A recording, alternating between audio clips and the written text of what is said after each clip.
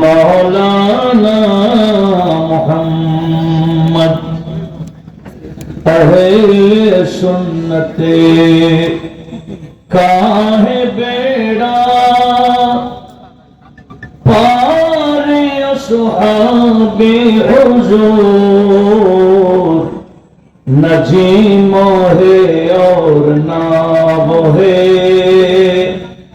इतरत रसूलुल्लाह की अल्लाहुम्मा सल्ली अला मौलाना मुहम्मद व अला आले सय्यिदिना मौलाना मुहम्मद अल्हम्दुलिल्लाह वस्सलातु वस्सलामु अला रसूलिल्लाह। অধ্যক্ষর রাসবিয়া নুরিয়া কমিটি বাংলাদেশ পটিয়া উপজেলা পূর্ব পরিষদ এবং পটিয়া পৌরসভার ব্যবস্থাপনায় আল্লামা পীর তরিকত খলিফা দরবারে আলা হযরত এদেশের সুন্নি জনতার প্রাণের স্পন্দন হুজুর আল্লামা আবুল কাসেম নূরি সাহেব কিবলা মুদ্দা জিল্লুহুল আলী আহ্বানে যৌতুক বিরোধী যৌতুক এবং মাদক বিরোধী মহাসমাবেশ এবং ঐতিহাসিক তাফসীরুল কোরআন মাহফিল 2025 সম্মানিত সভাপতি মঞ্চে আসীন আজকের প্রধান অতিথিবর্গ হযরত উলামায়ে কেরাম মুফাসসিরিন আযম সমবেত ব্রাদার ইসলাম যারা যেখান থেকে অনলাইনের মাধ্যমেও দেশ থেকে বিদেশ থেকে যারা যেখান থেকে আমাদের সাথে সংযুক্ত হয়েছেন সবাইকে মোবারকবাদ ধন্যবাদ জানাচ্ছি।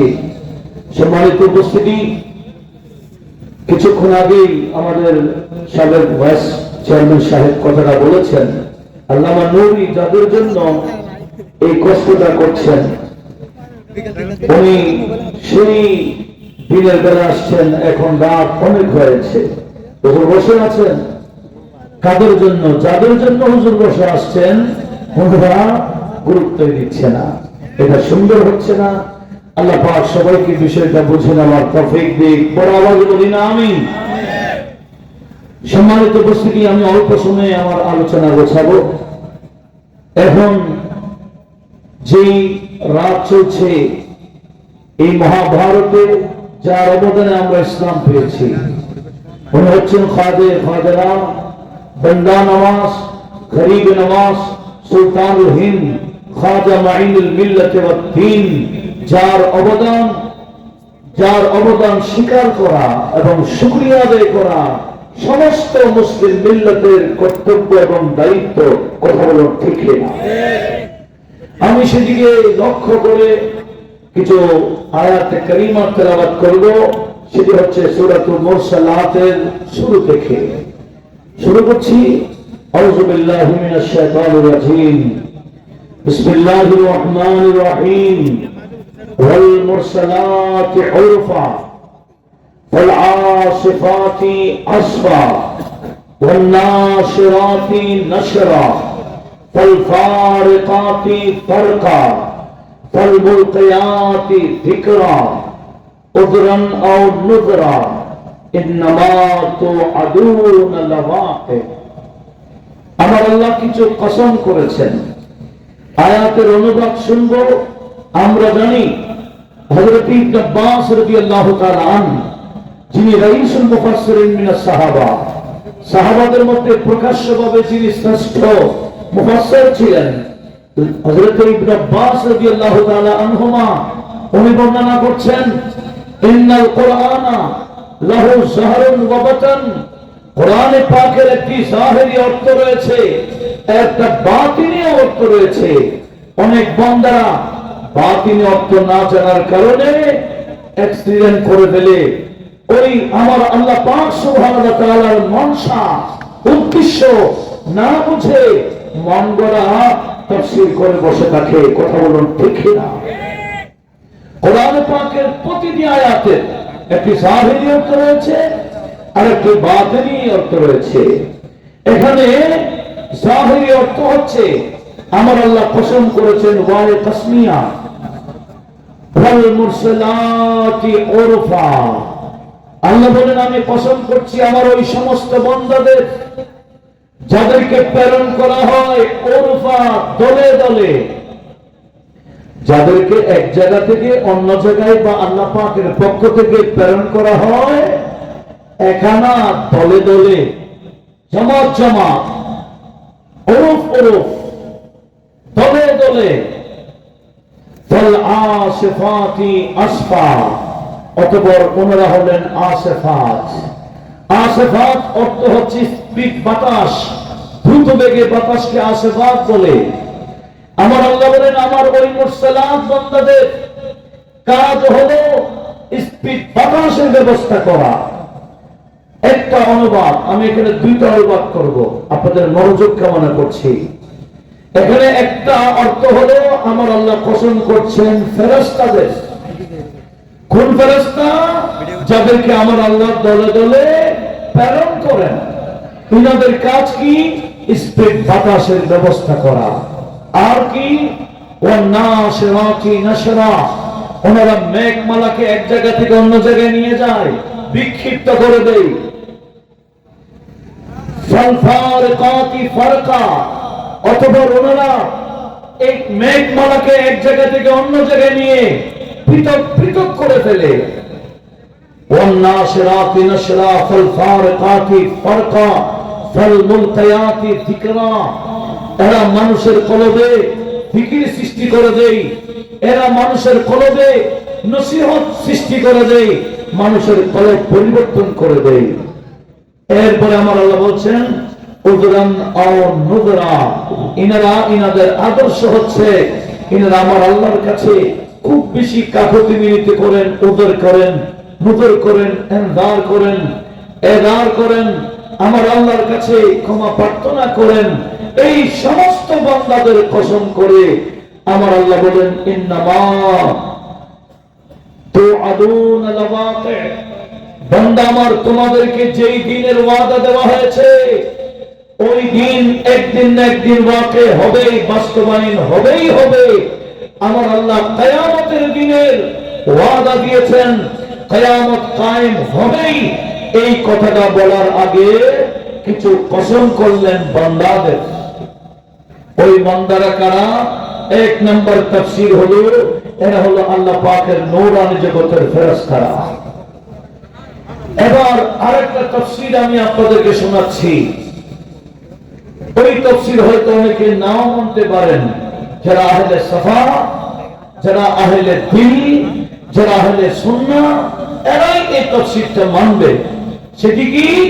আমার আল্লাহ বললেন ওয়াল মুরসালাতি উরফা, আমি আল্লাহ আমার ওই সমস্ত বান্দাদের শপথ নিচ্ছি যাদেরকে এক জায়গা থেকে অন্য জায়গায় প্রেরণ করা হয় দলে দলে। এক জায়গা থেকে অন্য জায়গায় যাদের প্রেরণ করা হয় দলে দলে। ফাল আসিফাতি আসফা, এদের একটা গুণ হলো আসিফাত, বাতাসের নিয়াই, দ্রুতবেগী বাতাসের নিয়াই।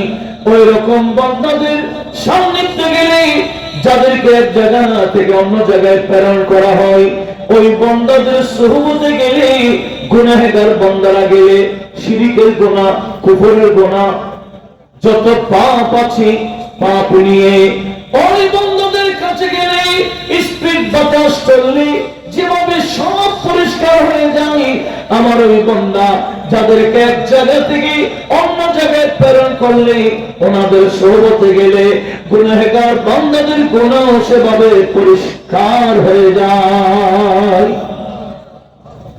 দেখেন এই হিন্দুস্তান আজ থেকে প্রায় 850 বছর আগে খাজা গরিব নওয়াজ আসছিলেন দলে দলে। উনি আসছেন দলে একানা। ওনার গুণ কি? আসিফাতের নিয়ে, শিরকের গুনাহ, কুফরের গুনাহ নিয়ে ওনার সোহবতে গিয়েছেন। যতই বড় মুশরিক ছিল, কাফের ছিল, বেদিন ছিল, ইনাদের কালমা মুখ জারি হয়ে যায়। আর যত পাপ ছিল মুহূর্তের মধ্যে মোচন হয়ে যায়।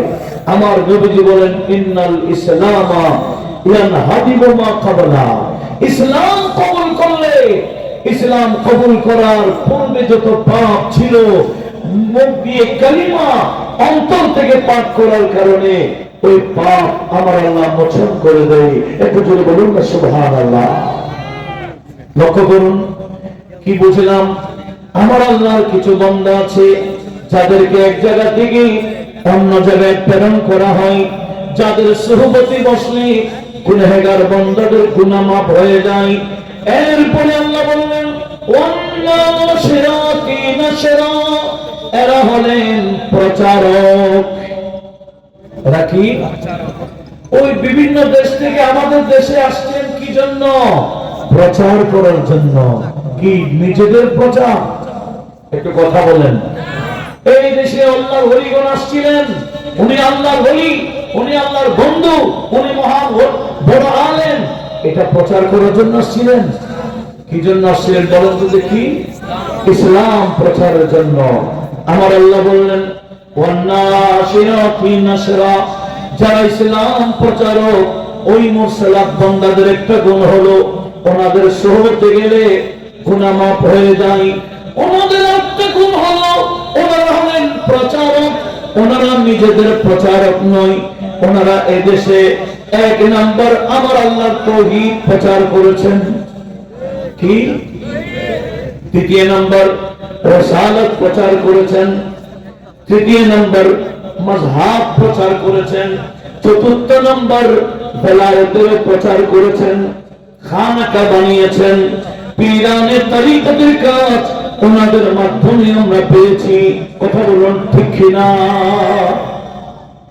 আমাদের দেশে অনেকে শুধু ইসলাম বুঝে, মাযহাব বুঝে না, তরিকত বুঝে না। আরে ভাই, এই দেশে যারা ইসলাম এনেছেন শুধু ইসলাম এনেন নাই, এনারা তাওহীদের সাথে রিসালাত এনেছেন, রিসালাতের সাথে মাযহাব এনেছেন, মাযহাবের পাশাপাশি তরিকত এনেছেন। কথা বলুন ঠিক কিনা? এই চারটা বিষয় যাদের কাছে থাকবে এরাই হলো বাস্তব মুসলমান। কথা বললাম। এক নাম্বার কি? একটু বলেন বলেন। এক নাম্বার তাওহীদ। তাওহীদের স্লোগান আমরা দিই কিনা? দ্বিতীয় নাম্বার রিসালাত, রিসালাতের স্লোগান আমরা দিই কিনা? তৃতীয় নাম্বার হলো ওই মাযহাবের ইমানদারের মাযহাব এবং তরিকত, সেই ইমানদারের স্লোগান আমরা আমাদের প্যান্ডেলে দিয়ে থাকি। কথা বলুন ঠিক কিনা? আমাদের দেশে অনেক বড় বড় প্যান্ডেল আছে, অনেক বড় সমাবেশ হয়, কিন্তু একটা স্লোগানে অফ করে দেয়। কথা বলুন ঠিক কিনা? একটা স্লোগানে কি করে দেয়? আর সামনে যাই না, নারায়ে তাকবীর বলে অথবা লিল্লাহি তাকবীর বলে, আর নারায়ে রিসালাতের স্লোগান দেয় না, বেলায়েতের স্লোগান দেয় না। আমার আল্লাহ কোরআনে পাকে স্পষ্ট করে দিয়েছেন। সূরা মুনাফিকুন একটা আছে না? একটু জোরে বলেন। সূরা মুনাফিকুন, এটা কোরআন শরীফে এখনো আছে কিনা? আছে। ওখানে 8 নম্বর আয়াতে আমার আল্লাহ স্পষ্ট করে দিয়েছেন ওয়ালিল্লাহিল ইজ্জাতু ওয়া লিরাসূলিহি ওয়া লিল মুমিনিন ওয়ালাকিন্নাল মুনাফিকিনা লা ইয়ালামুন। আমার আল্লাহ বললেন এক নম্বর ইজ্জত সম্মান আমি আল্লাহর জন্য, দ্বিতীয় নম্বর হলো আমার বন্ধু রাসূলের জন্য, তৃতীয় নম্বর হলো ঈমানদারের জন্য। কিন্তু মুনাফিকরা শুধু মনে করে ইজ্জত আমার জন্য, আমার রাসূলের ইজ্জত নাই, ঈমানদারের ইজ্জত হতে পারে না, এটা মুনাফিকে বলে। কেন বলে? আমার আল্লাহ বলেন ইন্নাল মুনাফিকিন ওয়ালাকিন্নাল মুনাফিকিনা লা ইয়ালামুন।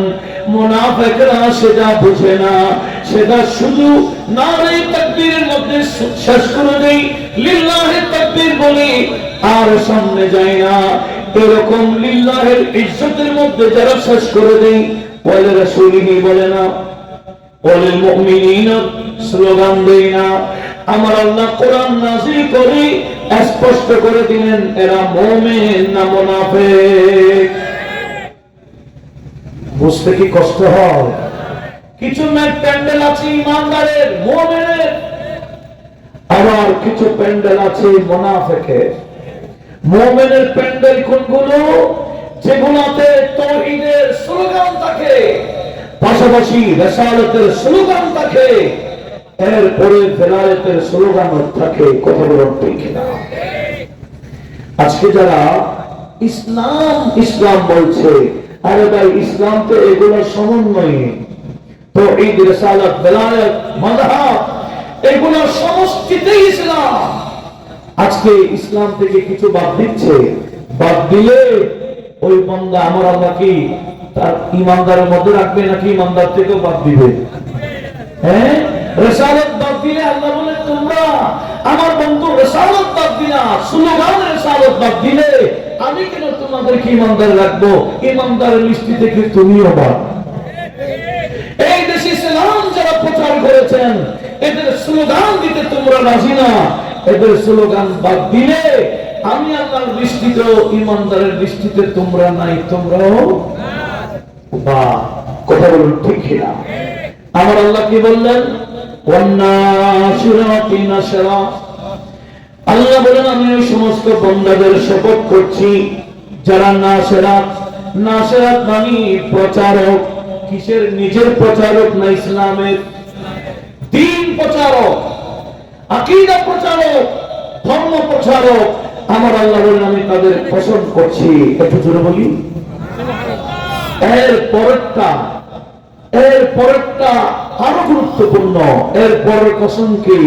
ফাল ফারিকাতি ফারকা।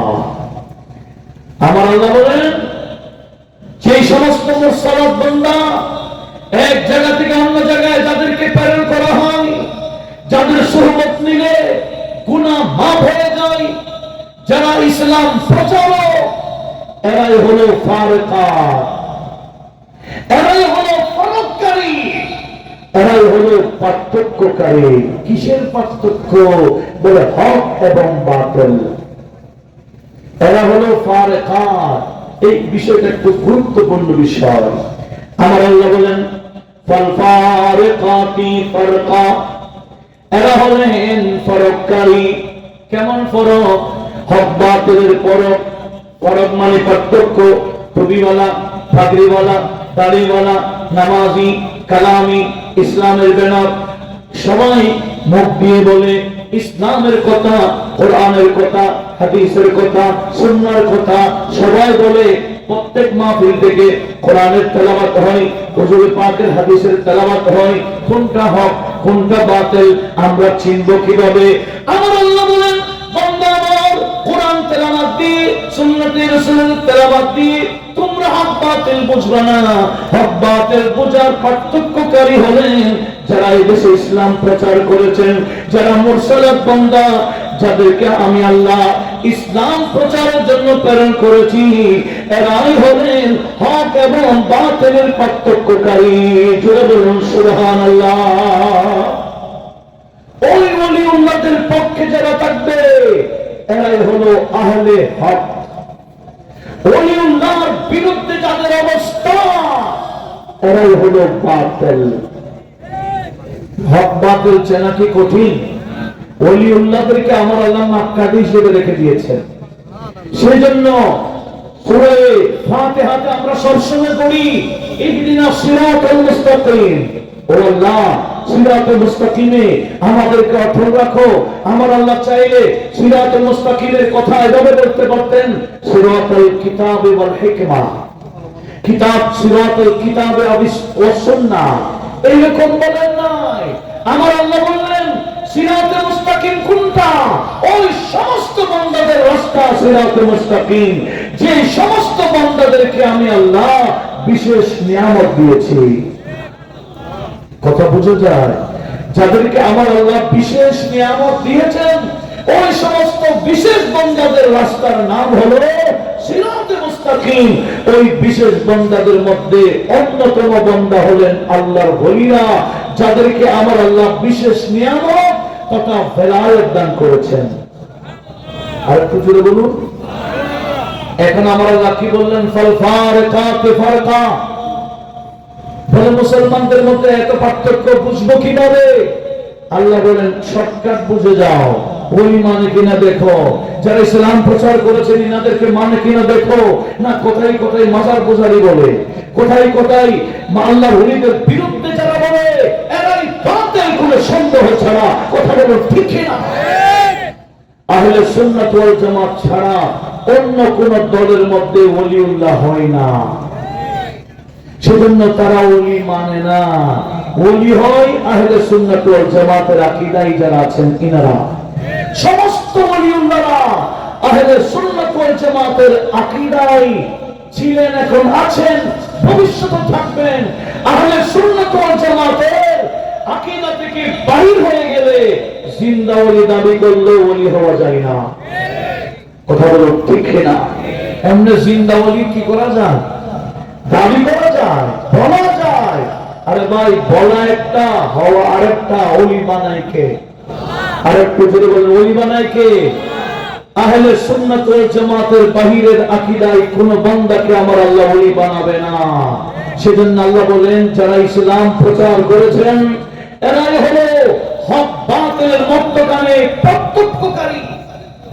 ওলিউল্লাহদেরকে মানলেই মানার মতো এরাই হলো আহলে হক। সেজন্য যত বাতিলকে আমরা চিনি বিভিন্ন নামে নামে নাম বলতে আমি রাজি না। এরা সুন্দর কোরআন সুন্দর আলোচনা করে, কোরআনের কথা বলে, হাদিসের কথা বলে, ওয়াজ করে, মানুষ আকৃষ্ট হয়ে যায়। বলতে বলতে বলতে বলতে মধ্যখানে কি বলবে? ওরা মাজার পূজারী। মাজার পূজারী শব্দ যারা মুখ দিয়ে বের করে এরা হক দাবি করলে কি হক হবে? না। এদেশে কেউ মাজার পূজা করে না। এদেশের মুসলিম মিল্লাত মাজারে জিয়ারত করে। কথা বলুন, কি করে? মাজারে জিয়ারত করে। পূজা কেউ দেয় না। জিয়ারতকে যারা পূজা বলবে, শরীয়তের ভাষায় ফতোয়া হলো হারাম একটা বিষয়কে হারাম ফতোয়া দিয়ে দিলে ওই বান্দার ঈমানদার থাকে না, কাফের হয়ে যায়। আল্লাহর বিষয়গুলো বোঝার তৌফিক দিক, আমিন বলেন।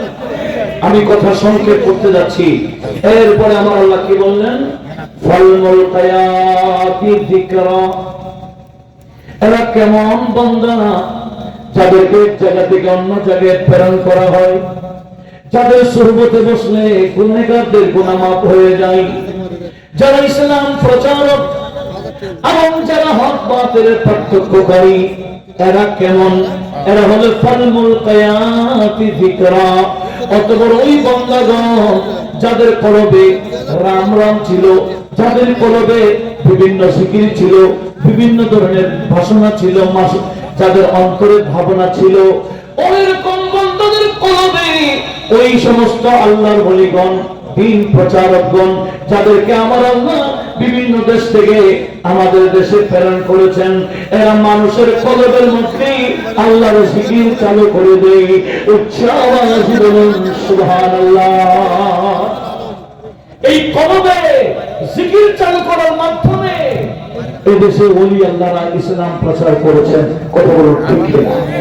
আপনারা শুনেছেন খাজা গরিব নওয়াজ রাদিয়াল্লাহু তাআলা যখন আনা সাগরের পারে আস্তানা নিলেন, তখন এই বিদ্যরাস হুকুম দিলেন, এই আজমিরের এলাকার মানুষ রাজা রামদেও, তোমার এলাকায় মুসলমানের এক দরবেশ আনা সাগরের পারে আস্তানা নিয়েছে, কি চাই না তুমি তোমার সৈন্য নিয়ে এই মুসলিম দরবেশকে বের করে দাও। তখন রাজা রামদেও তার 1000 সৈন্য নিয়ে আসছিল।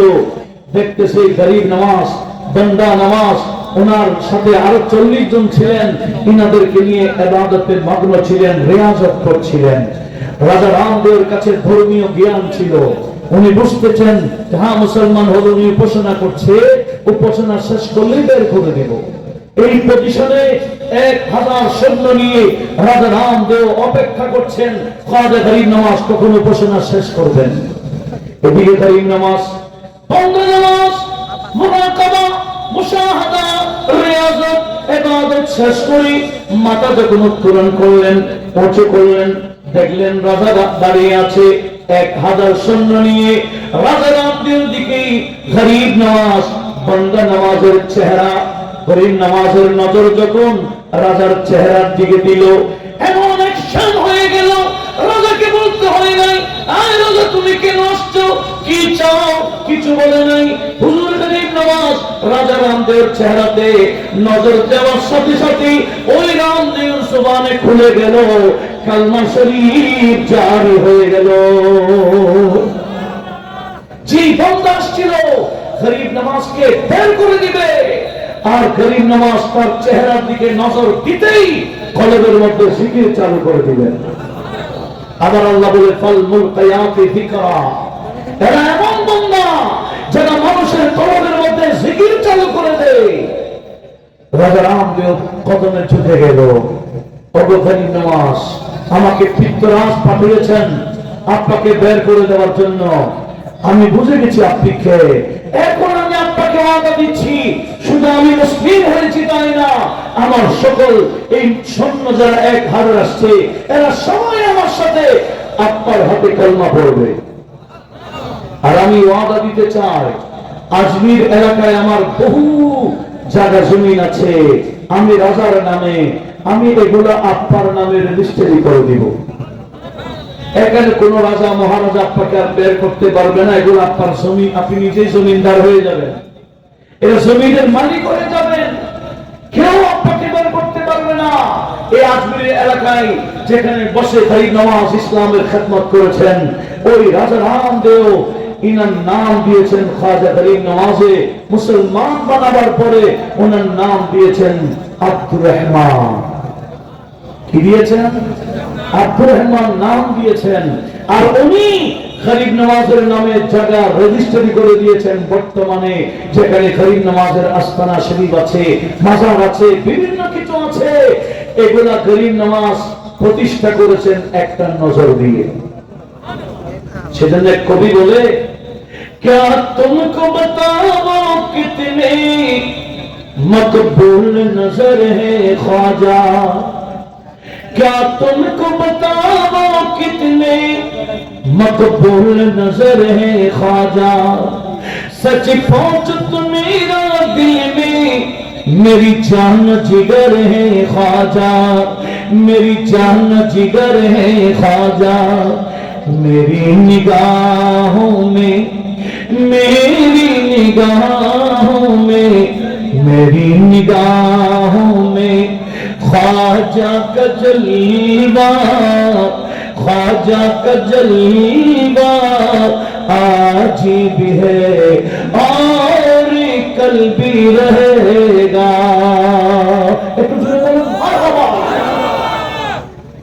আমার আল্লাহ বলেন ফাল মুলকিয়াতি যিকরা, এরা কেমন বান্দা যারা মানুষের কলবে জিকির চালু করে দেয়। আজকে দেখেন মানুষের কলবে কর্তৃত্ব করে করতে পারে না। আর ভাই বুম মারা শিখেন কলবে, কোথায়? কলবে যারা বুম মারতে জানেন, এই গ্রেনেড বোম টোমে গোলা মারতে হয় না, শরীরে বোম মেরে ইসলাম কায়েম করা যায় না, ইসলাম প্রতিষ্ঠা করতে হয়।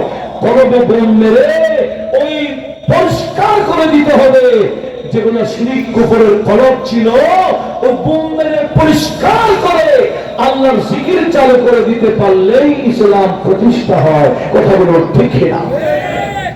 এভাবেই ইসলাম প্রচার করেছেন আল্লাহর ওলিগণ।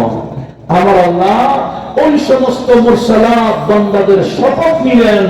কেন নিয়েছেন? একটা কথা বলার জন্য, ইন্নামা তুআদুনা লাওয়াকি, বান্দা আমার, যেই দিনের কথা আমি আল্লাহ তোমাদেরকে বারবার বলি, সেটি হলো কিয়ামতের দিন।